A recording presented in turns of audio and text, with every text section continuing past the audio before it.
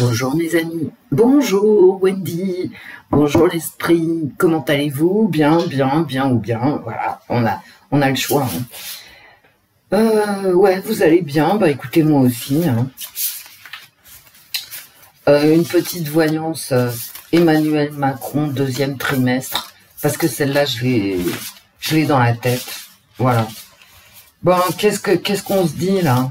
On se dit... hier, ça a été épouvantable. Mais bon, j'étais pas vraiment chez moi hier, surtout l'après-midi. Je suis partie aux alentours de midi. Je me souviens plus exactement.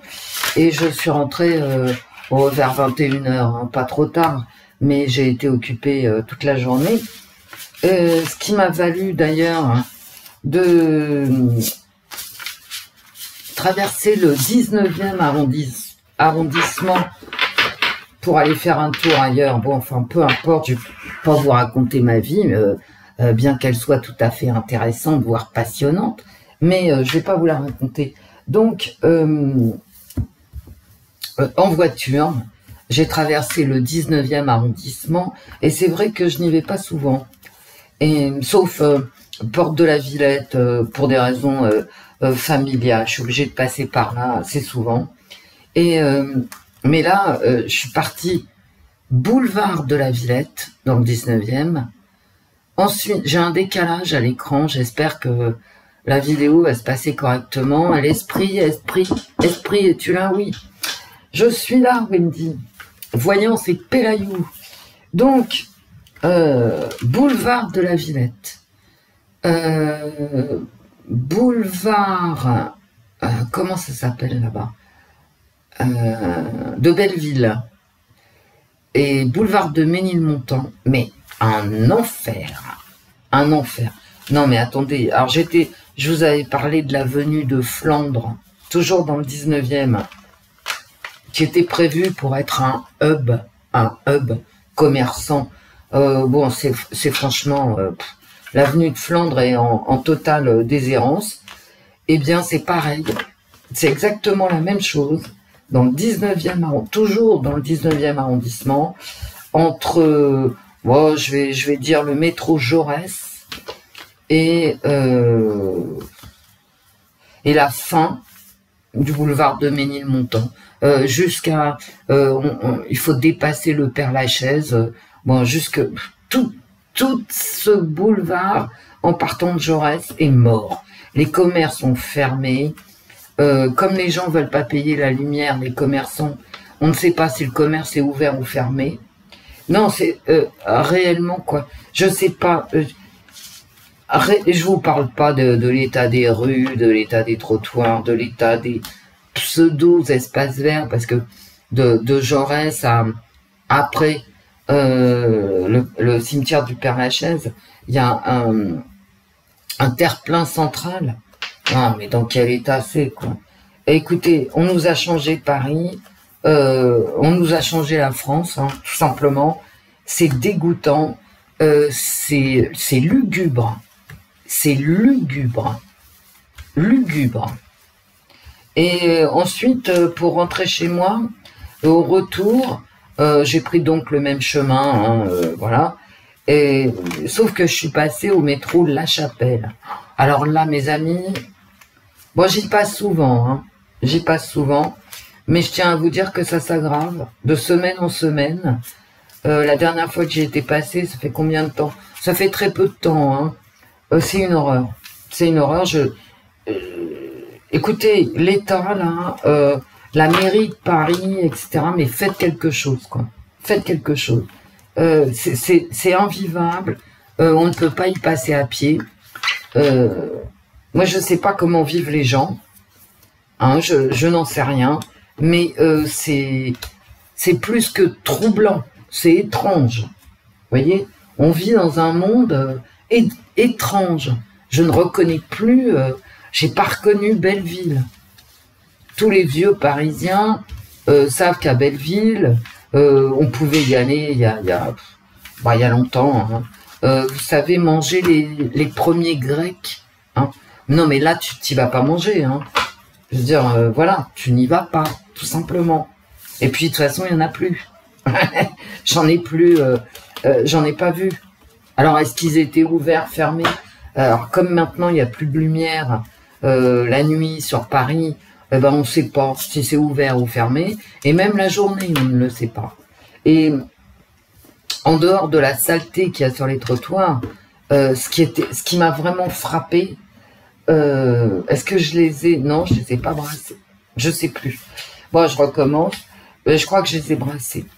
Enfin, peu importe. Et, ce qui est affolant, en fait, le plus affolant, c'est moins la saleté des trottoirs et des rues que le fait que les commerces aient fermé.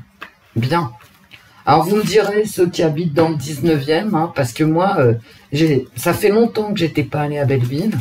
Ben, franchement, j'ai pas envie d'y retourner aujourd'hui. Hein. Voilà. Ensuite, bon, bah, j'ai vu, hein, surtout ce matin, cette professeure assassinée hein, dans sa classe. Bon. Écoutez, il y a une violence, je vous l'avais dit, hein, et puis dans le tirage de la semaine, j'avais le fameux cercueil. Et en général, quand j'ai le cercueil dans le tirage de la semaine, c'est qu'on va apprendre des morts, un mort, on va apprendre quelque chose. Bon, ça n'a pas loupé. C'est pour ça que j'aime pas cette carte, ok? Et je vous l'ai dit hein, pendant la voyance, je n'aime pas cette carte. C'est toujours précurseur d'un événement extrêmement fâcheux. Bien.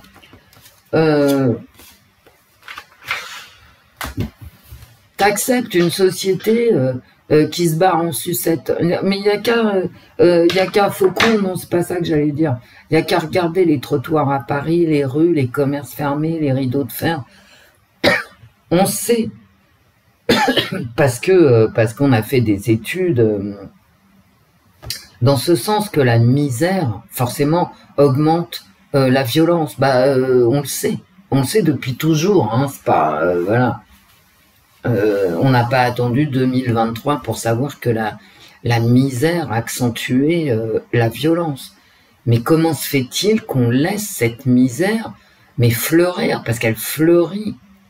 Et derrière, tu as une misère psychologique, il n'y a plus d'hôpitaux psychiatriques, il n'y a plus de psychologues scolaires dans les lycées, il n'y a même plus d'infirmières, je crois, ni de médecins scolaires.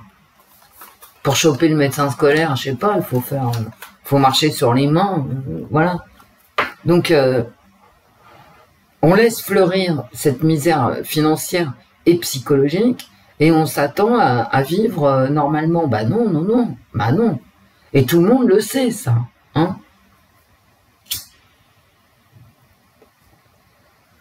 Il y a des dettes à n'en plus finir, hein.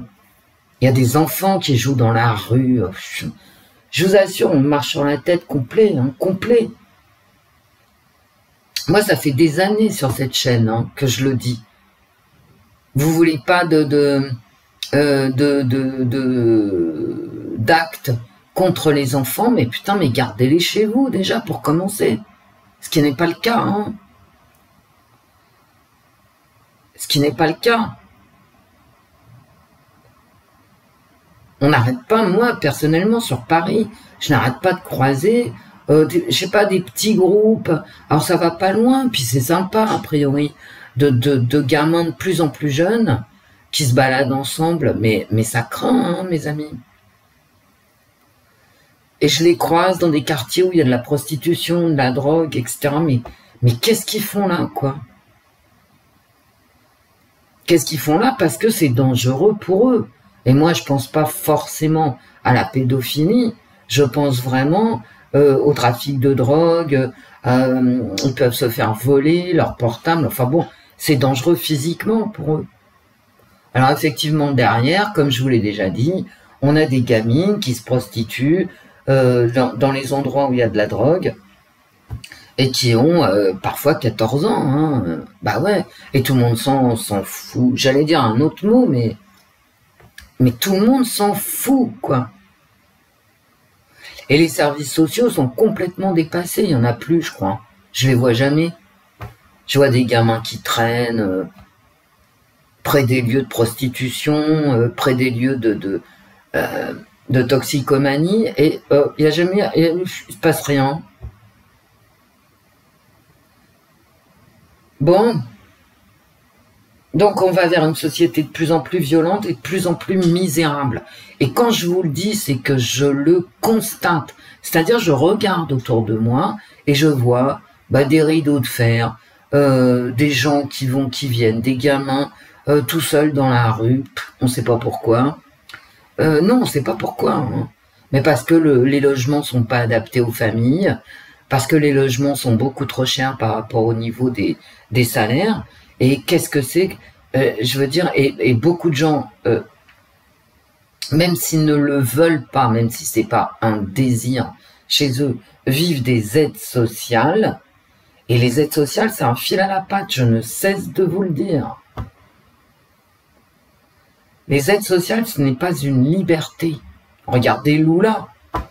Tu veux des aides sociales, ok, fais-toi vacciner, fais vacciner tes gosses, etc. Sinon, t'es pas éligible. C'est un fil à la patte. Aux États-Unis, tu veux des aides sociales, fais la queue. Et là, les aides sociales viennent de diminuer. Aux États-Unis, les gens ont perdu environ, en moyenne 65 $ sur leurs aides sociales. Il y a des queues épouvantables pour les bons alimentaires aux États-Unis. Les aides sociales, c'est un esclavage. Le mec ou la nana qui fait 4 heures de queue pour avoir un sac plastique avec des patates et un chou, je veux dire, c'est un esclavage.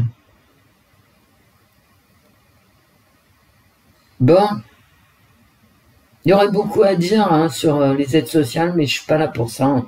Je vais arrêter de parler. On en est à... Je ferai un live bientôt, à 12 minutes. Me connaissant, on va dire c'est raisonnable. On va pas se laisser abattre. Hein.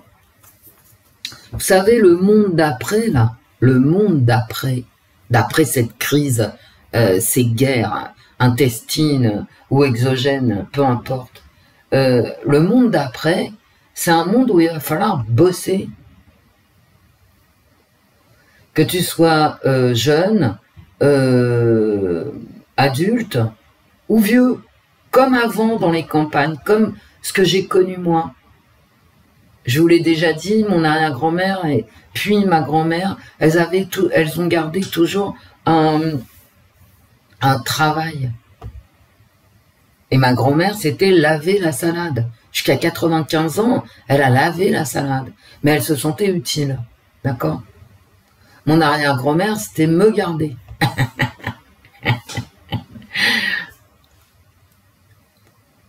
Ok? Donc, les vieux, ils ont des petites tâches à accomplir pour le monde d'après. Les jeunes, ils vont à l'école pour apprendre quelque chose. Oui, parce que sinon, vous savez, les gens qui ne savent rien, ils sont inemployables. Donc, ça s'arrête là. Et les grandes personnes, les adultes, travaillent la terre, ou ils travaillent à l'usine, ou ils portent le pain, ou je ne sais quoi. Le monde d'après, il va pas se construire en regardant Netflix et en se demandant si la gauche est mieux que la droite et que la droite c'est mieux que la gauche et je ne sais quoi.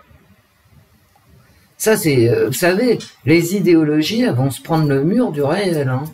Voilà. Tu ne fais rien, tu n'as rien. Hein. Alors effectivement, ça va pas se produire tout de suite. Pour l'instant, ils ont besoin d'un nombre effrayant au niveau mondial, hein, d'un nombre effrayant, surtout en Occident. Ils ont besoin de gens qui ne font rien. Bon, très bien. Mais ça n'aura qu'un temps. Hein. Alors les retraités actuels, ils vivent de leur cotisation, la retraite n'est pas une aide publique. Pendant que tu travailles, tu cotises, d'accord? Donc tu payes ta retraite. Mais une fois qu'on pourra plus payer les retraites, on va complètement changer de vie, hein. Complètement. il va falloir se remettre au taf. Alors comment, pourquoi, je ne sais pas. Bon, Macron, mon petit Macron, comment, surtout, je ne sais pas. Pourquoi, je le sais. Pourquoi? Parce que quand on manque d'énergie primaire, forcément, on va au taf. Hein. Voilà, c'est tout. Il faut écouter Jean-Marc Jancovici, qui ne dit pas que des conneries, loin de là. En tout cas, qui n'en a pas dit pendant extrêmement longtemps. Même si maintenant, c'est un pion dans les mains du pouvoir, Jancovici, bah oui. Et aussi parce qu'il est pro-nucléaire. Et ça, le monde d'après, il ne sera pas pro-nucléaire. Si les citoyens veulent bien se donner la peine. Hein. Mon petit Macron, mon petit Le Funeste, ton deuxième trimestre. Allez hop.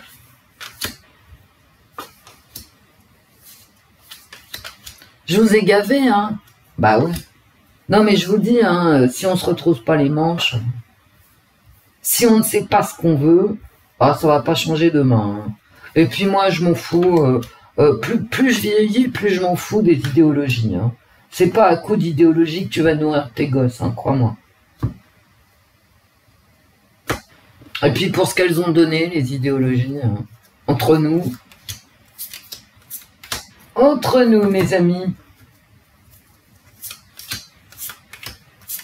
elles ont toutes été perverties, donc ils pervertissent absolument tout. Tu leur donnes un bouquin à lire, ils sont capables de t'en sortir l'inverse de ce qui est dit. Bon, je veux dire qu'ils disparaissent. Faillir, bon.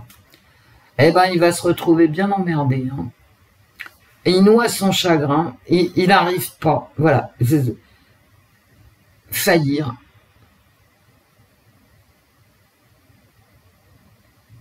Il n'y arrive pas. Et en plus, il est isolé. Et en plus, il s'adonne à une forme de toxicomanie. Bah ouais, le mec, il boit quand même. Hein. Vous savez, l'alcool... c'est très mauvais. Hein. Moi, d'ailleurs, dans toutes ces histoires palmades, etc., je suis assez étonné qu'on ne parle pas de ce qu'est l'alcool, qui est la première drogue au monde, consommée en toute légalité, et qui fait des ravages psychologiques et physiques absolument déments, qu'on retrouve, chez les alcooliques, on retrouve toutes les pathologies. Ah ouais. Alors, je dis pas que boire 2 verres de vin, ça va vous rendre malade. C'est pas ça du tout que je dis. Je parle de l'alcoolisme, la drogue, c'est-à-dire seul au comptoir devant ton verre d'alcool. C'est un homme qui joue. Il joue, voilà. Il est seul, il n'y arrive pas et il joue. Il joue aux cartes. C'est intéressant, hein. Il joue, comment ça s'appelle? À la réussite. Il joue à la réussite. Pauvre type. Hein. Alors, il a une attitude autoritaire. Vous voyez, là, il signe un décret. Bon, il n'y arrive pas. Il est seul, avec un côté quand même d'addiction. C'est un homme qui joue à la réussite. Et ce qu'il présente, c'est-à-dire son attitude, c'est pas une attitude, c'est pas notre réalité, c'est juste l'image de soi qu'on donne. Il présente une image de lui extrêmement autoritaire en signant des décrets.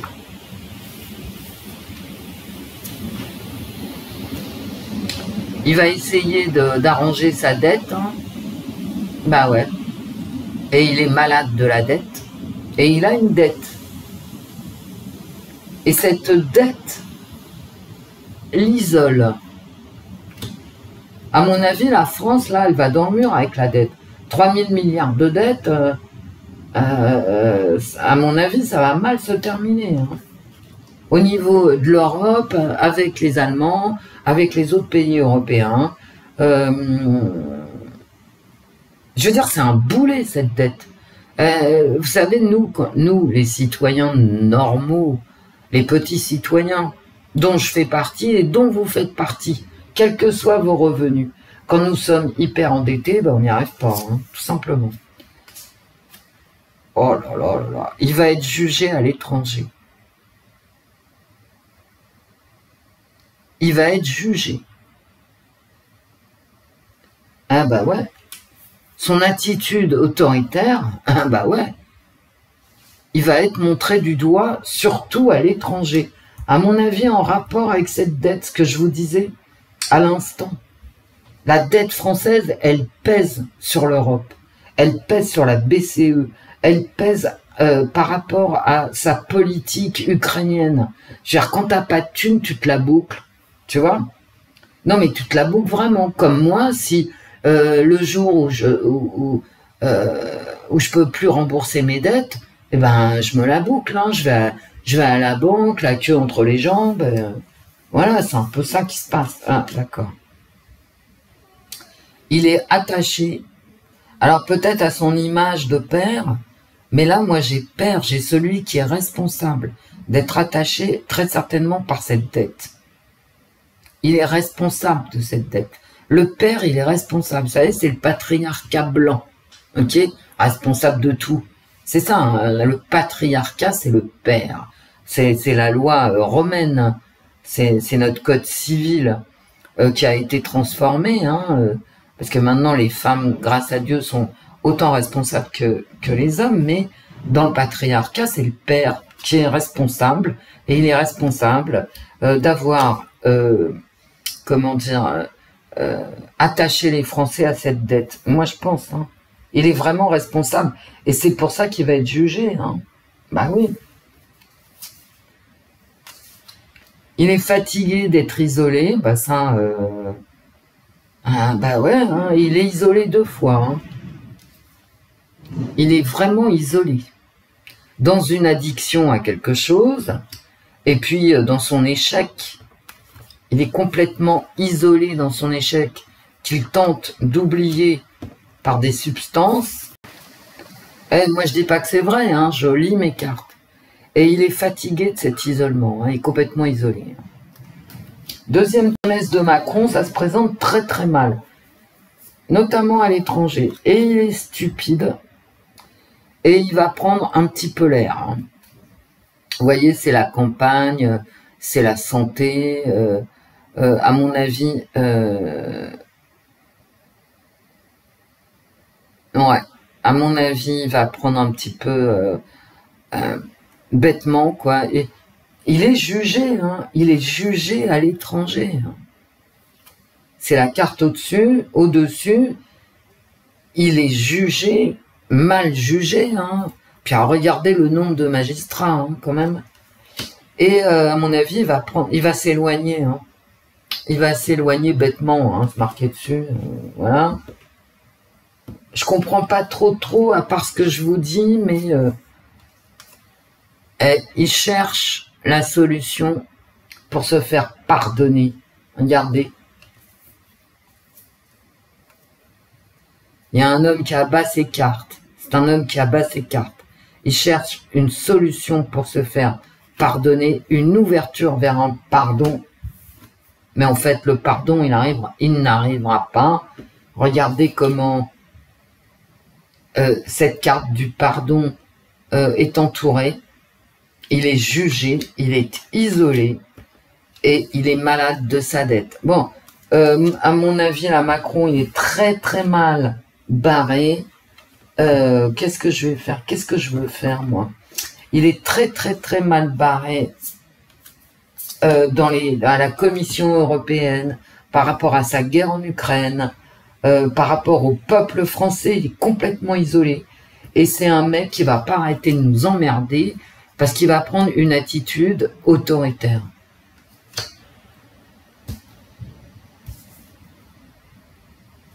Et il s'éloigne. Et j'ai l'impression, ça c'est ma dernière carte, hein, comme il a échoué à tout point de vue, hein, bah ouais. Hein. Vous voyez, regardez, on retombe sur la campagne. Alors, est-ce que ça me parle de campagne électorale? Je ne sais pas. Mais il y a un éloignement. Je vous ai dit, il va s'éloigner, il va prendre le large, ici. Il va se mettre à l'abri, d'accord? Et là, regardez, il s'en va. Il choisit une autre route, ici. Mais qui va pas lui porter chance. Et qui va d'autant moins lui porter chance qu'il est jugé à l'étranger. Écoutez, je peux pas en dire plus. Il va essayer... mais vous voyez, cette carte-là, c'est vraiment sa responsabilité de nous avoir foutus dans cette dette. Ça va lui être reproché. Hein. Bah ouais. Bah écoute, je veux pas pleurer. Hein. Tu sais, mon petit timonier, là, le quoi qu'il en coûte, fallait peut-être y réfléchir avant. Moi, je dis ça, je dis rien. Hein. Parce que moi, le quoi qu'il en coûte, je l'aurais jamais fait. Hein. Vous savez, en 2019, la France était hyper endettée. On était à 100 et on était à plus de 100% de dette.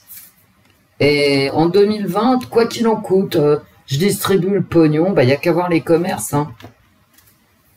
Dans le 19e dont je viens de vous parler, tout est fermé.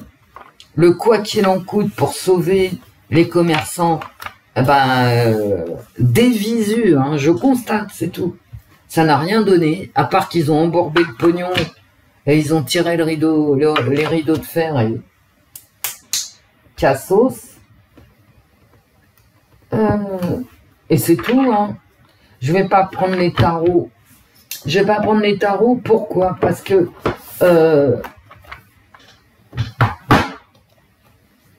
mon tirage des cartes associatives haut était cohérent, toutes les cartes étaient cohérentes les unes avec les autres. Macron, c'est un sale second trimestre. Hein. Je ferai un autre tirage. Est-ce qu'il va partir? Là, à la fin de mon tirage, c'est il prend un peu le large, on l'entend moins, il se montre moins, etc.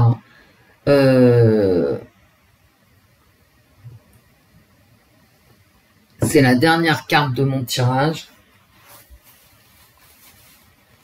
Il prend la tangente, c'est vraiment la dernière carte. Il prend une autre voie. Voilà. Est-ce que Macron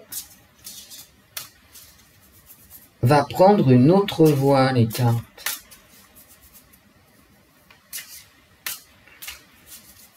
Mais c'est pas la bonne question.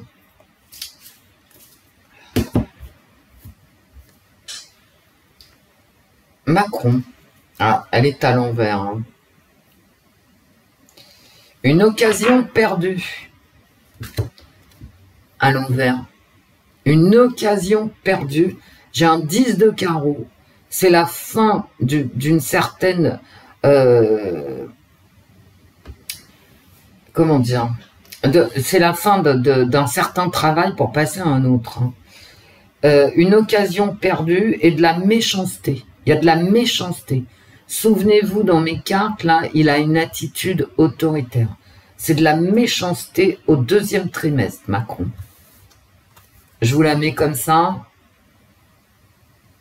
Et vous voyez, là, il y a marqué malignita, de la méchanceté. Et aussi une occasion perdue. Il ne trouvera pas de solution.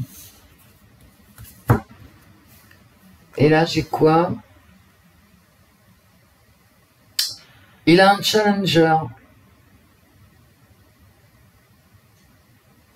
Il y a quelqu'un, il va perdre. Il y a de la méchanceté, mais il y a quelqu'un qui arrive. C'est pas lui, hein.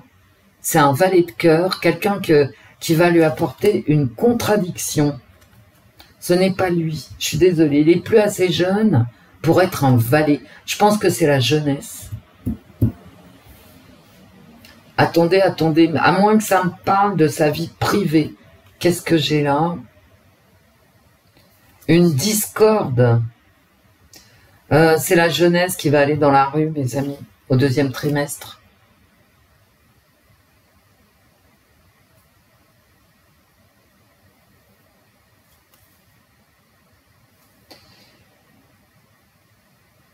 un pronostic favorable. Oh là là, puis j'ai du carreau. Il va vraiment tout mettre en œuvre ici, hein, lui. Il va vraiment travailler à autre chose. Ici, il travaille à autre chose. Mais c'est méchant. C'est pas lui, c'est pas un valet de cœur, Macron. C'est peut-être encore, j'aurais sorti un cavalier, encore je veux bien, ou un roi, mais vu son âge, j'ai l'impression que la jeunesse va être dans la rue et qu'il va tirer sur la jeunesse. Et que ça va pas lui porter tort. Ici,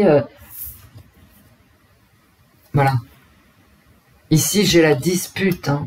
J'ai la dispute avec quelqu'un qu'on ne connaît peut-être pas encore. Qu'est-ce que c'est que ça? Alors lui, il sort en bonne femme. N'importe quoi.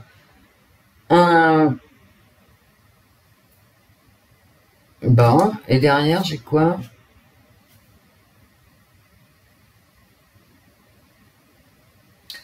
La défiance. Personne ne lui fait plus confiance à lui. Elle sort à l'envers. Il y a une perte de confiance des gens. Bah, c'est tout à fait cohérent avec mes cartes. Il est seul, il est isolé. Et je pense que avec mes cartes, hein, c'est pas moi qui pense que, c'est mes cartes. Je pense qu'il va y avoir un affrontement avec la jeunesse. Et il est très méchant, Macron. La première carte que j'ai tirée, Macron, là, hop, la coupe, c'est la méchanceté. Et il va avoir une attitude, effectivement, comme disent les cartes associatives haut, une attitude extrêmement autoritaire. Mais en face de lui, il y a la jeunesse. Et ça va chauffer, hein. C'est dans les cartes. Hein, Bon, après, je peux, évidemment, attendez, je peux me tromper. Vous, de votre côté, vous pouvez avoir, bien évidemment aussi, une autre interprétation que vous pouvez mettre en commentaire. Tous les commentaires quasiment sont libres. Hein. À chaque fois, je débloque les gens de la modération. Et non, je ne vous flique pas. D'accord? Donc, vous dites ce que vous voulez, quoi.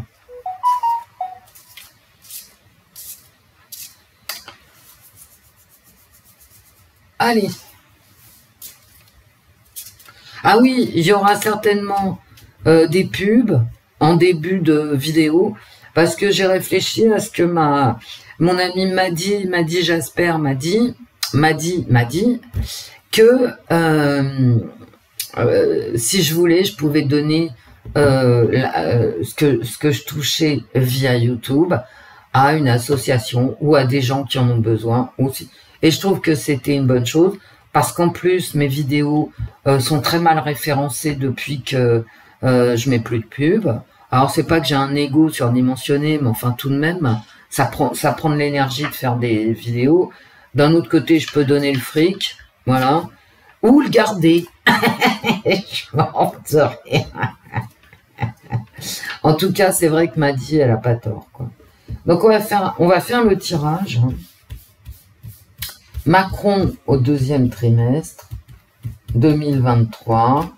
Macron, qu'est-ce qui te définit, mon petit Macron, au deuxième trimestre? Qu'est-ce qui va en négatif contre toi? Et qu'est-ce qui te facilite la vie en positif? Ou qui nous facilite la vie puisque tu es président de la République. Allez, on y va. Pardon. Alors, si les pubs au début des vidéos vous dérangent, maintenant que tout le monde a l'habitude qu'il n'y ait pas de pub, bah vous me le dites aussi, hein, tout simplement. Alors, qu'est-ce qui définit Macron? Un voyage, du commerce et un message, bien évidemment, puisque là, nous avons deux oiseaux, deux tourterelles qui portent une lettre. Et je suis toujours dans les carreaux, hein, c'est-à-dire tout ce qui concerne davantage les créations, etc., le travail. Et je suis toujours dans un 2, donc il y a une hésitation. Et il y a une dialectique. Dès qu'on est dans le 2, de toute façon, c'est mort. C'est comme le 5. Donc, il va envoyer un message. Alors, qu'est-ce qui définit Macron au deuxième trimestre? Le blabla. On est d'accord?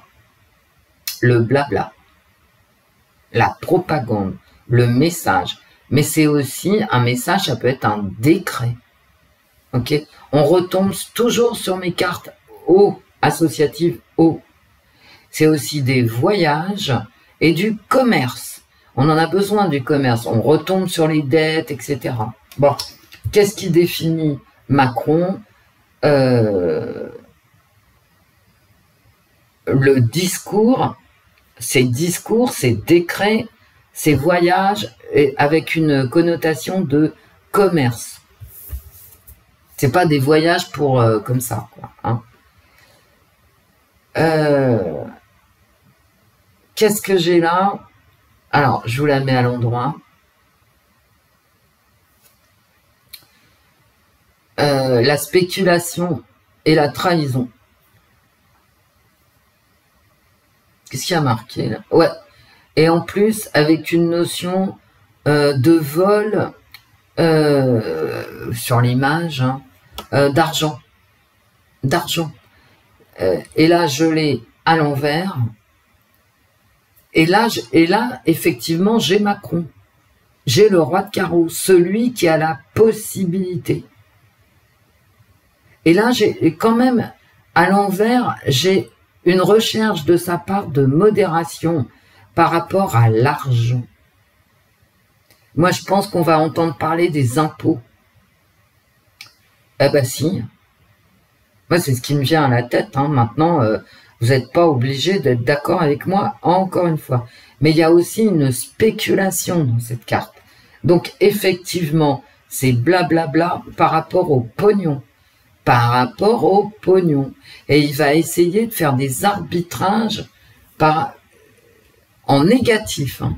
Et ça arrive en négatif. Hein. C'est-à-dire,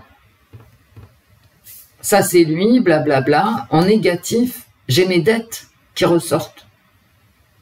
Tous les arbitrages qu'il doit faire, ok, au niveau de l'argent. Et comme j'ai un roi de carreau, il va y travailler.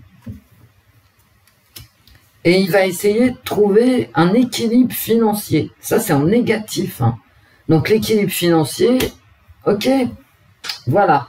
Parce que sinon, elle serait en positif. Elle serait en positif, ça veut dire il va trouver un équilibre qui convienne à tous. Au niveau de nos finances, peut-être baisser les impôts, baisser l'essence, etc. Là, ça arrive en négatif. En fait, ce qui impacte, ce qui explique les décrets de Macron, c'est la situation financière de la France.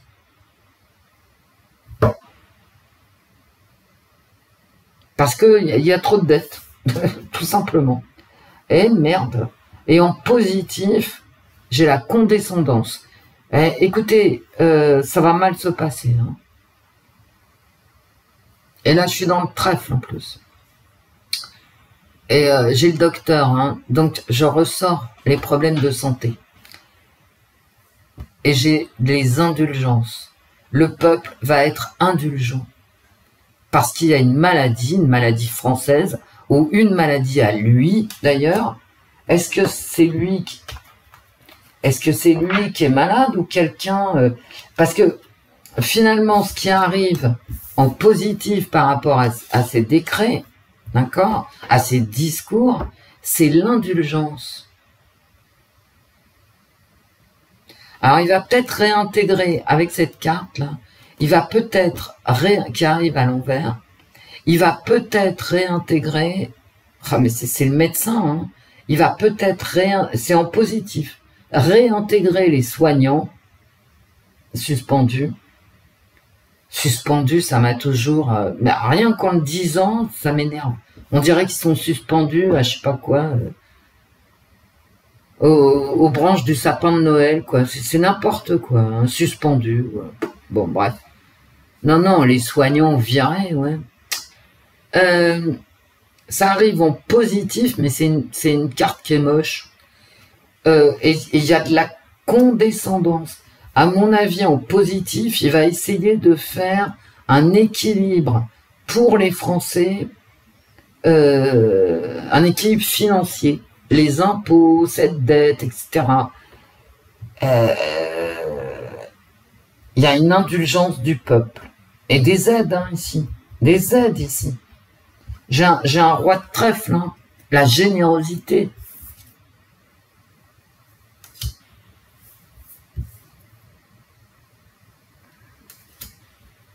Des aides. Parce qu'ici, au niveau fric, c'est le délire. Donc, en fait, c'est cohérent avec mes cartes haut. Des problèmes de fric en France, des problèmes de fric pour les Français, et en positif, de la condescendance. Tiens, te v'là 50 €. Non, mais je veux dire, mais quelle honte. Comment, et même, c'est inacceptable, ces aides. Vous voyez aux États-Unis, là, les nouvelles lois de l'État fédéral, ça donne en moyenne moins 65 € pour les personnes à l'Obamacare. Hein. Alors là, vraiment, l'Obamacare, on pourrait en parler 4 heures. Hein. C'est vraiment... quelle tartufferie, quoi. Mais vous vous rendez compte? Alors, écoutez, on n'en peut plus. Moi, j'en peux plus. Arrêtez de balancer des aides et faites en sorte, ici, mais ça arrive en négatif, que les gens puissent aller travailler, que les commerces rouvrent. Mais ça, non. Non. Des aides en positif. Les gens ne bougeront pas à cause des aides. Hein. Je vous le dis. Hein. Ces aides-là, ça pourrit davantage la société française qu'autre chose. Les gens... Voilà. Parce qu'ils veulent leurs aides. Mais si tout le monde descendait dans la rue, ceux qui travaillent, plus ceux qui touchent des aides, pour dire, nous, on veut bien participer à l'effort collectif, économiser l'eau, etc., mais on veut des salaires justes. On n'est pas des chiens, on n'a pas besoin d'aide. Non, mais je vais avoir un AVC tellement je suis énervé. Macron. Alors, je sais pas si les cartes voudront parler, hein, parce qu'au bout d'un moment, je fatigue. En négatif, Macron, au deuxième trimestre, qu'est-ce qui va l'aider? En positif. Il va passer un seul quart d'heure hein, au deuxième trimestre, hein, dans mes cartes. Et avec la jeunesse, hein, pas l'oublier. Macron a une séparation. D'accord. En négatif, ben voilà. Qu'est-ce que je viens de vous dire à l'instant? Il va passer un seul quart d'heure avec la jeunesse en négatif.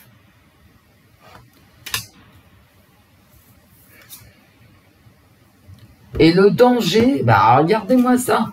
J'ai le docteur, d'accord? Tu sais, quand t'as le médecin à ton chevet, ça pue quand même, hein. Faut pas rêver non plus.